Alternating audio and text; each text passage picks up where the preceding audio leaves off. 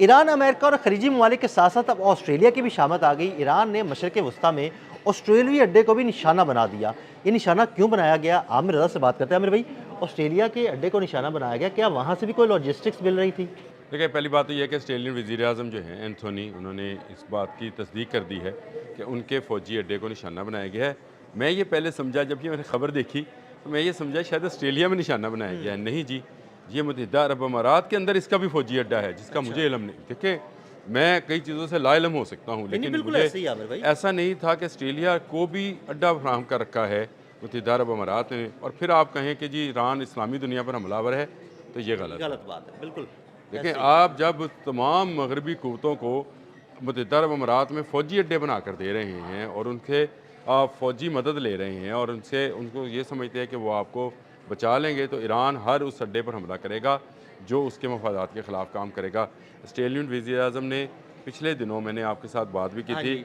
कि air to air missile देने का जो है ऐलान ऑफ़र किया था किया, उन्होंने, और उसने बिल्कुल। कहा जी हम एयर टू एयर मिसाइल जो हैं मुत्तहिदा अरब अमारात को देना चाहते हैं, क्योंकि वहाँ पर इंटरसेप्टर्स की कमी है और इस वक्त इनके पास शायद 136 का एक इलाज था कि ये अपना जहाज़ उड़ाते थे और एयर टू एयर मिसाइल के साथ, यानी $20,000 के एक शायद 136 को मारने के लिए ये मिलियन ऑफ डॉलर्स का एयर टू एयर मिसाइल जो है उसको फायर करते थे, जहाज़ उड़ाते थे और उसके बाद ये ख़त्म करते थे। अब इनके पास जब ये मिसाइल्स कम होना शुरू हुए तो ऑस्ट्रेलिया ने ऑफ़र की कि वो ना सिर्फ इनको एयर टू एयर मिसाइल देगा, बल्कि ग्राउंड टू एयर मिसाइल भी फराहम करेगा, सही। यानी वही इंटरसेप्टर जो हैं कुछ उससे मिलते जुलते इंटरसेप्टर जो हैं वो फराहम करेगा। यानी ग्राउंड पर बैटरीज लगेगी और वहाँ से जो है ना अब वो। ऑस्ट्रेलिया वहाँ पर इस अड्डे से बैठकर असल में अमेरिका ही ऑपरेट, देखें अमेरिका चाहता ये है, तो ऑस्ट्रेलिया अमेरिका का इत्तेहादी है ना? नहीं, ऑस्ट्रेलिया अमेरिका का इत्तेहादी है, लेकिन ऑस्ट्रेलिया मुत्तहिदा अरब अमारात में भी मौजूद है हाँ जी, फ़ौजी अड्डे समेत। बिल्कुल।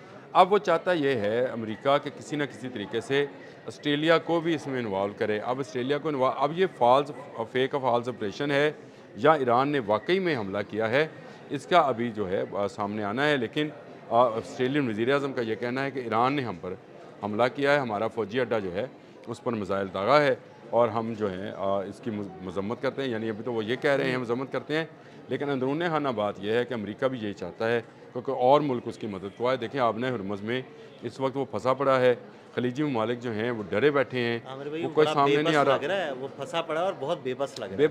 बेबस भी है और अभी इसने इस बेबसी का रोना भी है। अभी इनको बहुत सारी चीज़ों का पता चलना है, इनकी तवक्को से ज़्यादा रिएक्ट कर गया ईरान, और ईरान अभी तक अगर रिएक्ट कर रहा है या मिसाइल दाग रहा है, जिस तरह उसने कल इसराइल के ऊपर 100 से ज़्यादा मिसाइल हाँ जो जी। हैं बैलिस्टिक मिसाइल दागे हैं, और जिस तरह से क्लस्टर बमों की बारिश कर रहा है वो, अभी ये बारिश इसने मिडल ईस्ट में करनी है, ये याद रखिएगा। बिल्कुल ऐसे ही। ये शहरी इलाकों में तो नहीं होगी, लेकिन जो इनके फ़ौजी अहदाफ हैं वहाँ पर क्लस्टर बमों की बरसात होना वैसे है। क्लस्टर बमों की बरसात से पहले ही तकरीबन 60 to 70% वो अड्डे तबाह हो चुके हैं। देखिए, हाँ जी, बिल्कुल आपने ये 60-70% जो कहा, ये तकरीबन 80%, अगर आप इसको कहें कि 22 इनके फ़ौजी अड्डे हैं, 17 उसमें से तबाह हो गए, बाकी बच के 5, और ये 5 अड्डे जो हैं इनमें ये ऑस्ट्रेलियन अड्डा भी आप शामिल कर लें कि जिस पर अब हमला किया गया है।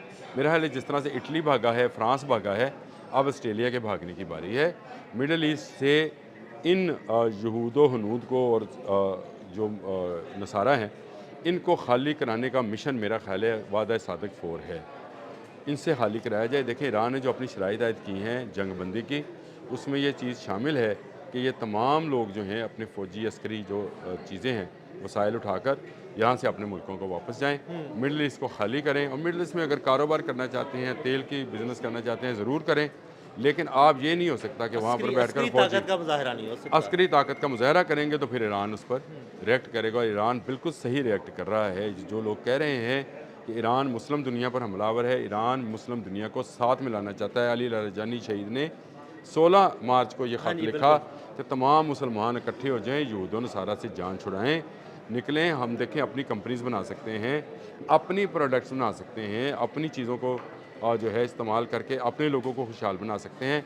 लेकिन इस्लामी दुनिया के बहुत सारे ममालिक ऐसे हैं जो अब भी अमेरिका और इज़राइल को अपना देवता बनाए बैठे हैं। मेरा ख्याल है उनको इस असर से निकलना पड़ेगा, और जो ईरान के ख़िलाफ़ जो अड्डा इस्तेमाल होगा, जो मुल्क इस्तेमाल होगा, ईरान उस पर रिएक्ट करेगा। ऑस्ट्रेलिया इस्तेमाल होने जा रहा है तो ऑस्ट्रेलिया को भी उसने निशाना बना लिया, ताकि ये सनद रहे कि कोई मुल्क ऐसा नहीं है जो इज़राइल और अमेरिका की मदद करे और ईरान के कहर से बच जाए, ईरान अपना कहर उस पर ढाएगा।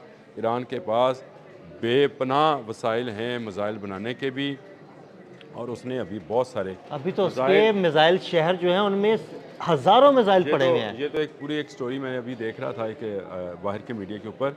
वो कह रहे थे कि अभी तक उनके जो मिसाइल सिटीज़ हैं और जो उनके ड्रोन्स की अंडरग्राउंड जो लोकेशंस हैं उन तक अमेरिका नहीं पहुंच सका है, और ना अमेरिका के बम्बार जो हैं वहाँ पर हमला कर सके हैं। तो ये मैं समझता हूँ कि ईरान के पास उसकी क़ुव्वत मौजूद है कि अली लारिजानी का अनाउंस किया जाता है शहादत को, और उसके बाद इसराइल पर कहर डाल दिया जाता है, ऑस्ट्रेलिया के अड्डे पर हमला कर दिया जाता है, सऊदी अरब, कतर, अमान, कुवैत, इराक में भी दोबारा हमला हुआ है इन्हीं के अड्डे पर। एम्बेसी नहीं है, वो अड्डा है, अड्डा, ठीक है, बिल्कुल। वो एम्बेसी का नाम इन्होंने लेकिन वो फौजी अड्डा ही है। दजाली सिस्टम में इन्होंने फौजी अड्डा बनाकर, कंट्रोल टावर बनाकर उसका एम्बेसी का नाम दिया हुआ है। तो ये दजल है, यानी फ्रॉड और धोखा और फरेब है, उस पर हमला हुआ है। और इसके अलावा मुत्तहिदा अरब अमारात में बेशतर जगहों को निशाना बनाया गया। तो आप याद करें कि अली लारिजानी की शहादत के अनाउंसमेंट के बाद इसका मतलब ये है कि 13 ममालिक में अमरीकी अहदाफ को निशाना बनाया गया है।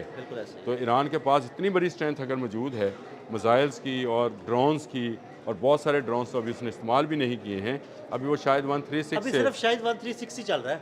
हाँ, इसके लिए अभी एक लेज़र गन वो लेकर आए हैं कि लेज़र के ज़रिए से इसको ख़त्म किया अभी जाए। तो कुछ ड्रोन्स रशिया से भी आए हैं शायद 136 की, अब लेटेस्ट वर्जन है उसका। लेटेस्ट वर्जन आया है जो कि मैंने बताया था कि स्टेल टेक्नोलॉजी के हामिल, उसका पेंट जो है वो स्टेल टेक्नोलॉजी का है, उसको पकड़ना और ज़्यादा मुश्किल हो जाएगा।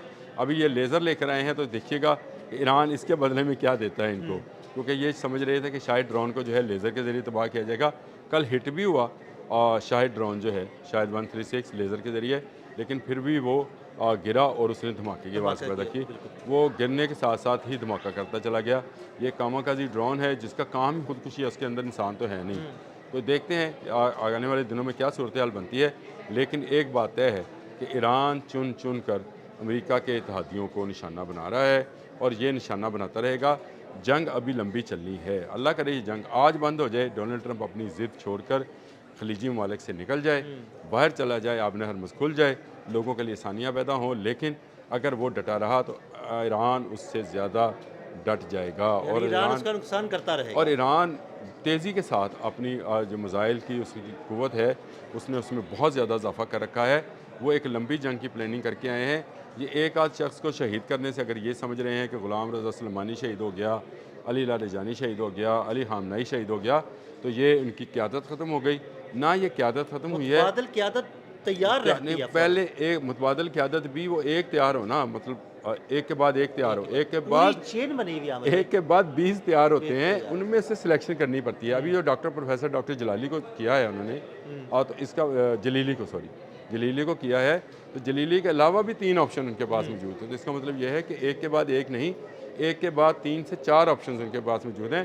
तो ये जंग जो है जो कि अभी 19वें रोज़ में है, ये मेरा ख्याल है अगले माह तक चलेगी, और ईद भी हमारी इसी में गुजरेगी कि मुसलमान जो हैं वो नंबरद आज़मा रहेंगे यहूद और नसारा के साथ। वैसे मुत्तहिदा अरब अमारात से वैसे ही खबर देने लगा हूँ, मुत्तहिदा अरब अमारात में कह दिया गया है कि जनाब छत के थले नमाज पढ़ना, ओपन जगह पर ईद की नमाज नहीं पढ़नी, ये वक्त आ गया है। ये वक्त आ गया है कि आप अपने नमाजियों का तहफ़्फ़ुज़ भी नहीं कर सकते। जगह अमेरिका अपने अड्डों का तहफ़्फ़ुज़ नहीं कर सका, आपके नमाजियों का तहफ़्फ़ुज़ भी नहीं हो सकेगा। अगर ईद के दिन फायरिंग की जाएगी या मिसाइल फेंके जाएंगे ईरान पर, तो ईरान ईद के दिन ही उसका जवाब देगा, टरू का इंतज़ार नहीं करेगा। बहुत शुक्रिया आमिर भाई जी। बिल्कुल, आमिर भाई ने ताज़ा तरीन अपडेट्स से आपको आगाह किया। मज़ीद अपडेट्स के लिए हमें फॉलो करते रहिए। अदील अहमद और आमिर रज़ा को इजाज़त दीजिएगा। अल्लाह हाफ़िज़।